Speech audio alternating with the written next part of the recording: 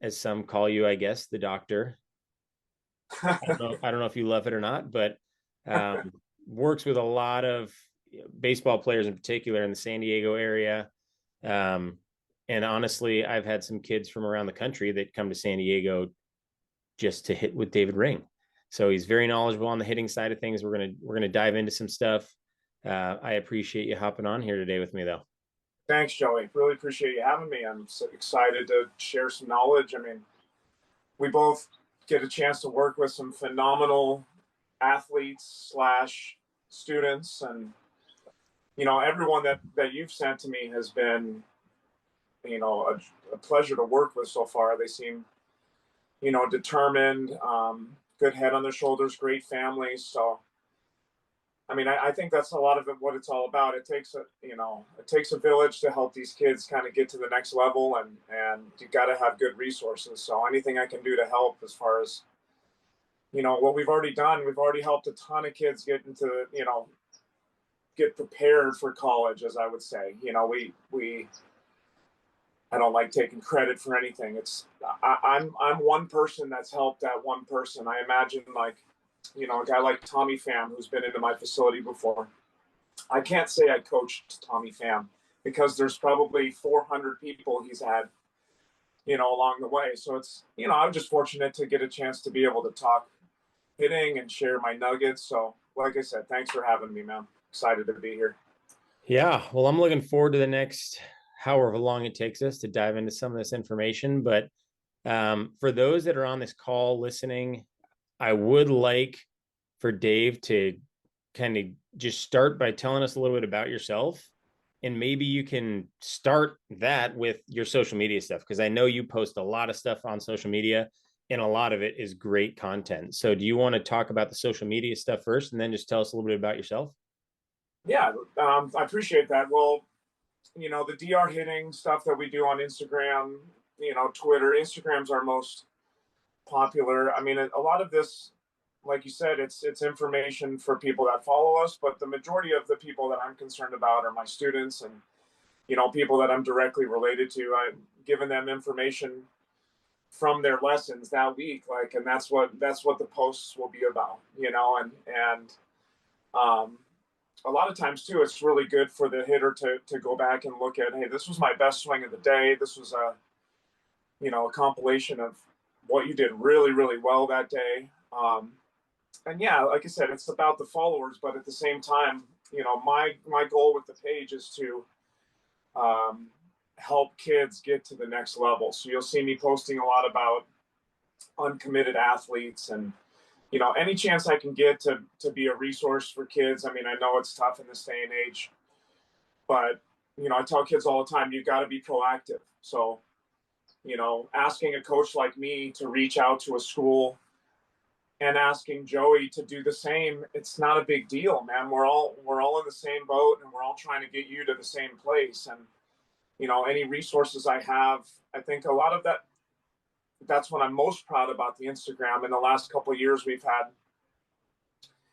two or three guys that from post have connected with colleges and directly been able to start a relationship, and from there, things went from there. So I'm just happy that the page can do that for kids, because there's so many resources out there, I think, that aren't utilized. And for the page moving forward, I think that's our biggest goal, is to continue putting content out there, like podcasts like you're doing, and where I get a chance to talk to coaches and get a little bit more perspective outside of listening to me. I'm still learning. I'm still at the point where things like talking to you, I'm learning from the process of the college recruiting process. So the page is, you can kind of, if you come to me, I'll help you with that in that sense, and I'll obviously help you with the swing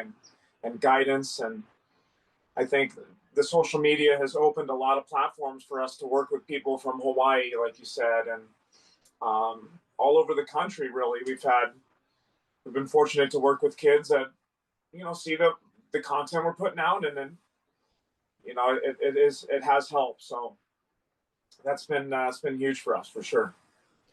Yeah, no, I love the idea of just trying to help more, try to help more people with social media. It's a some would say necessary evil this day and age, and I think someone like yourself that's doing it for the right reasons and able to reach out to a lot of people is great. But I want to start by kind of asking when, because I used to run a baseball facility. We had a lot of different types of players come in there, Right. from the 5-year-old kid all the way through the Adrian Gonzalez. So we had everything. But when a kid comes in to get assessed for the first time, what exactly are you looking for? What are a couple key points you're looking for? Well, if we're talking all ages, Let's start. the Let's just roll with high school kids because that's who yeah, most of the high school kids will be listening to this. totally. Mentally, I first check that their mental capacity and how competitive they are, and I kind of dig in. Obviously, for me as a coach, to be able to manipulate a hitter and kind of get them to do things, I got to get to know them. So um, I get to know how they compete in the box. I get to know kind of what swings they're taking in the games and what pitches they're swinging at, and I first get a feel for that. Um, like you said, I've had a lot of guys that you've sent my way and are really talented in the games, and they have a really good capacity to compete. So if that's the case, then the next step will be, so what are your challenges? And what are you good at? I feel it's really important to address the hitter's strengths and then maybe work around that, because you can't change a hitter's swing. So and kind of their blueprint. I'll give you an example. I've been open so long now. I've been open since 2009. It's 2022 that I've had kids that are 9 years old get all the way up into college. And it's funny when you look at a kid when they're 9 and when you look at them in college, that hitters, I call it their kind of their essence is still there. I mean, it's still what they do, right? And you see the maturation over time with a Bryce Harper, whose swing has evolved. 9 years in the big leagues, it's the same kind of process. It's cleaned up, but it's still Bryce Harper, and he still does things the way he does. So, I definitely dive into how can we be more efficient, because anyone you've sent me so far has aspirations of making it into college, and my vision with young hitters that are in high school is, hey, if your goal is to be the best version of yourself and be prepared to play at the next level, and that happens, cool. But right now, you don't want to just participate and show up. So I challenge a lot of these guys to really seek a better process every day, and to work on having a better routine and mentally being challenging themselves to be better. And I'll be the first to say, I'll tell my hitters sometimes things that they don't want to hear, and I'm blunt with them, and I could care less if I hurt their feelings, but it's because it's more about for me, in my opinion, telling them what they need to hear and not what they want to hear, and and in a sense getting them kind of dealing with that feedback, so that when they get to the next level and a coach criticizes them for something that they did that doesn't get to them, and they don't have a mental breakdown, they're okay with honesty, and they're okay with someone kind of give it to them straight. I can remember one guy I had who's an outstanding Division I college player now, and we had a conversation in the cage one time, and this was right before he got recruited, and it was like he was going through the process, and I remember telling him, are you taking the risks that you need to take in the games to show a college coach that you're going to be able to compete at the next level?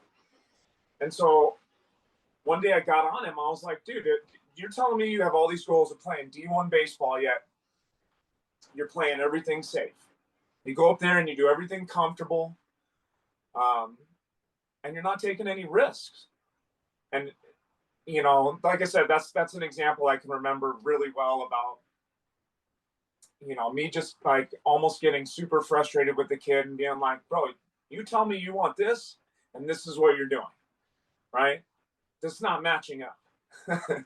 And you know, I'm kind of that guy that's here to, you know, help with mechanics. I'm really good with the mechanics of the swing. I'm here to be that taste of reality because, you know, I think that's kind of what has helped a lot of our guys start their careers and learn to be the best version of themselves, just doing things right.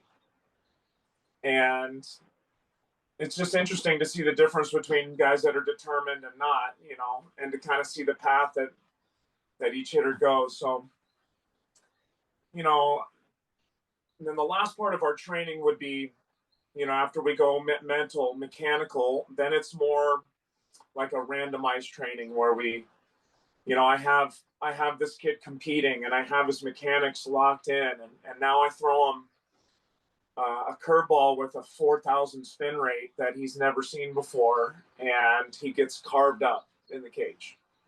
And we have days like that, you know, where we see, you know, we're at 14 feet and the ball's coming out 70 miles an hour, and you know, you got to figure it out. So, you know, we do quite a bit of stuff. I try to keep it random as far as, you know, one day it's not always mechanical, it's always not always you know, mental. So hopefully that's a, you know, something that you want from your coach too. Your coach needs to challenge you. If you've got a coach that's only throwing you flips and underhand, and then you're getting gassed up on 95, well, you know, it might want to change what you're doing. I talked to the Braves hitting coach the other day, and that was Dansby Swanson's biggest change in his career was doing the training, you know, doing the mechanical training and kind of blocking out the ball before the games. And then, you know, when he got to the game after having just done flips, he wasn't as prepared. So, you know, last couple of years he did this kind of mechanical training, and then he would go face the 100-mile-an-hour machine in the tunnel before the game. Or he would a guy throwing a nasty slider, and he's in the tunnel seeing that slider 40 times before the game. So I think your coach challenge you. He's got to hold you accountable. I think that's something that you can always count on me to do for sure. Yeah, I think you talk about taking risks. That's something that I feel like you don't really hear a lot of hitting guys mention. You know, a lot of it is, yeah, you get in there, you hit a couple balls off the tee, you flip a few, and you hit some easy BP, and that's that. You know, I remember when I was going through college, and I was kind of what you were saying. I wasn't a risk taker as a hitter. I was more of a pitcher, but I also hit in college, and I was that wide stance guy, kind of two strike approach the entire at bat. Not going to strike out a lot, going to put the ball in play. But then going into my senior year, my hitting coach, Don Barbara, who's a great hitting guy, head coach at Bosco now, um, wanted to narrow me up, like do the complete opposite.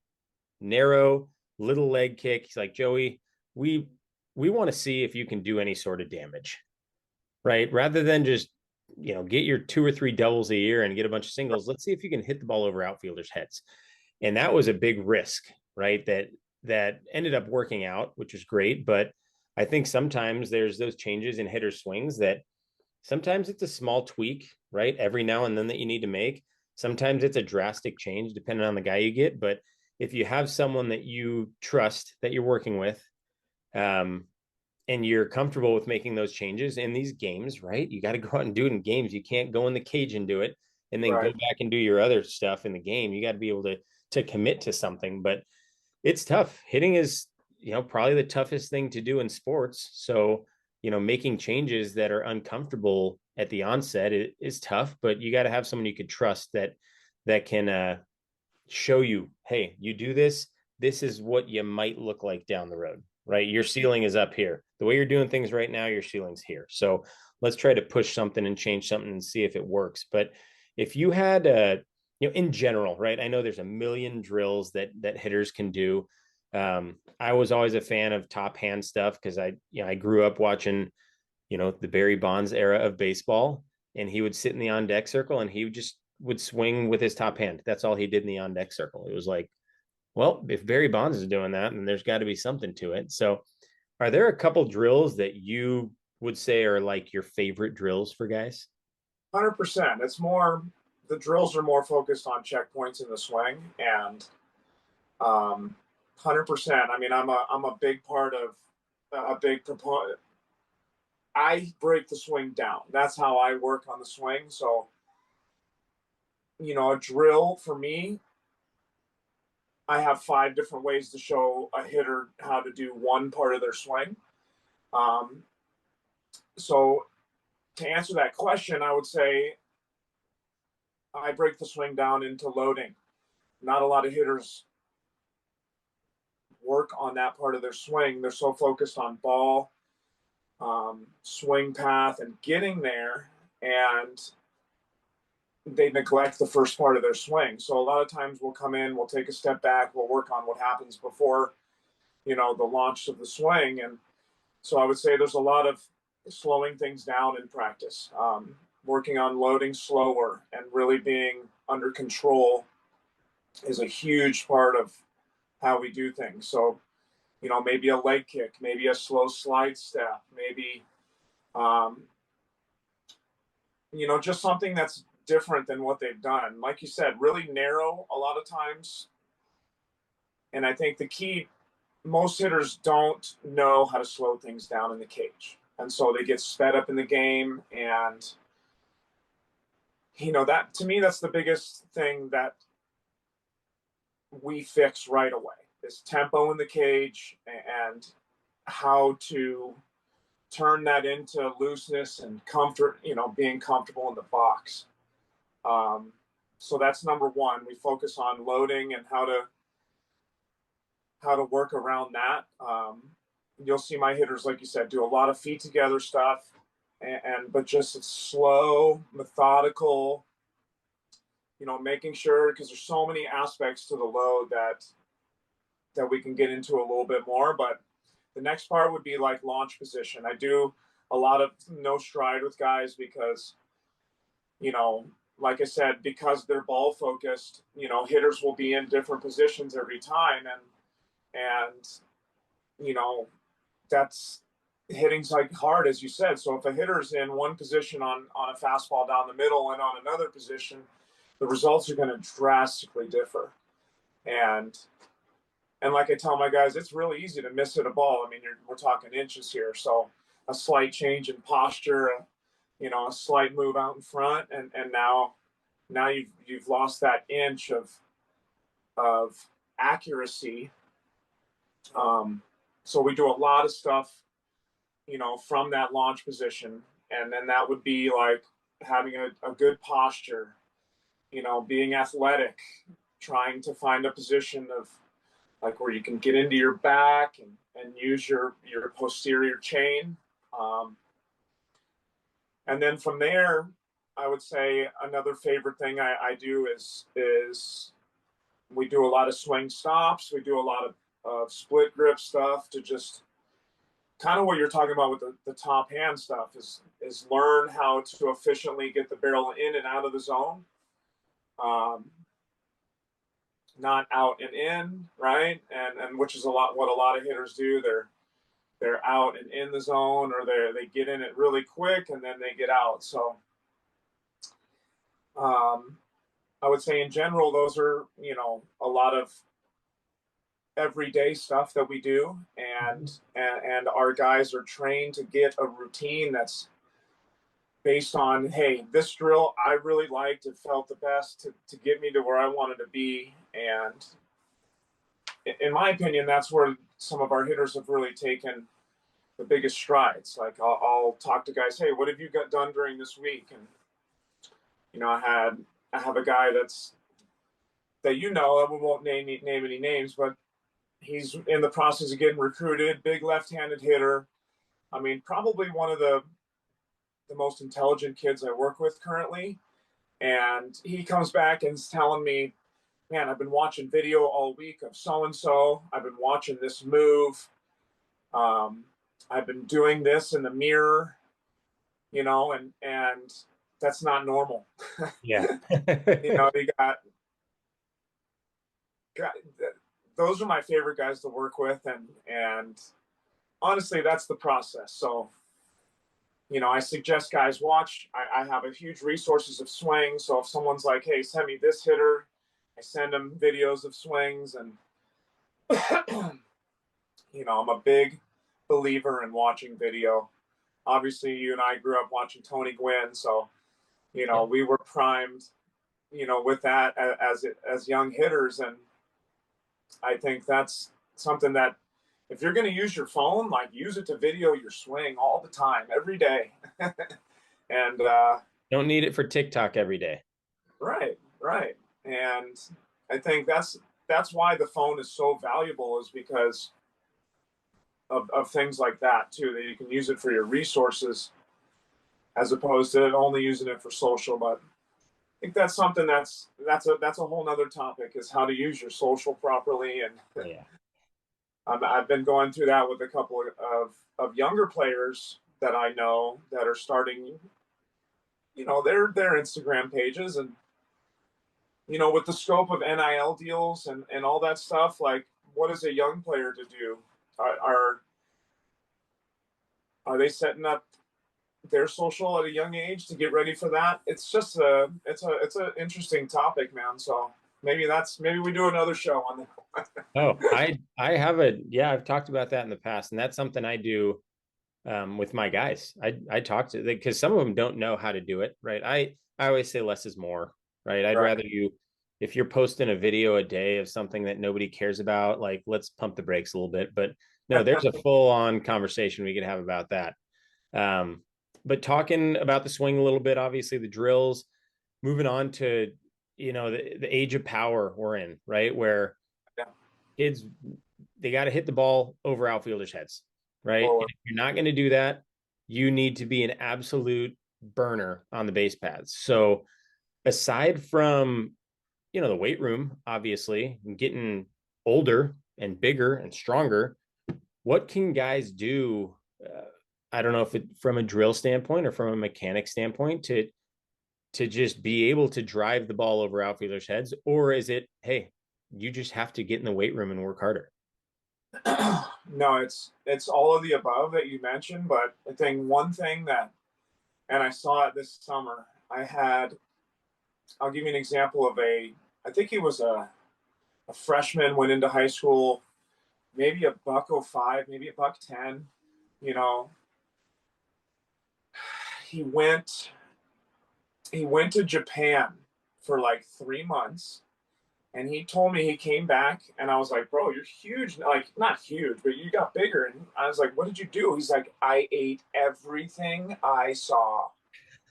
That's all I did. I ate all day, every day. And I think, I see the one suggestion I have to kids is, I think most people think they eat enough to gain weight as a young player, but they don't. Um, so, no, come on. Phone problems?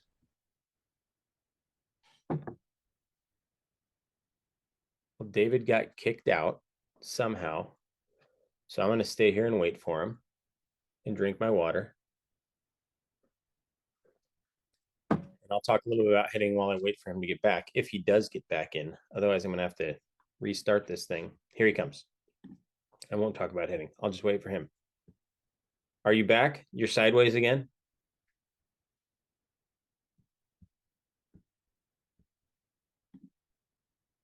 And you're muted. When we got on this call right before we started recording, there he is. I can hear you now. He had this exact issue. His camera was sideways. He was muted. We're rolling again. We're beautiful. Sorry, bro. So he was eating everything in sight. And he put on 20 pounds. The kid put on 20 pounds, and he started playing again. And this is a kid that I've worked with that has evolved hitting wise too.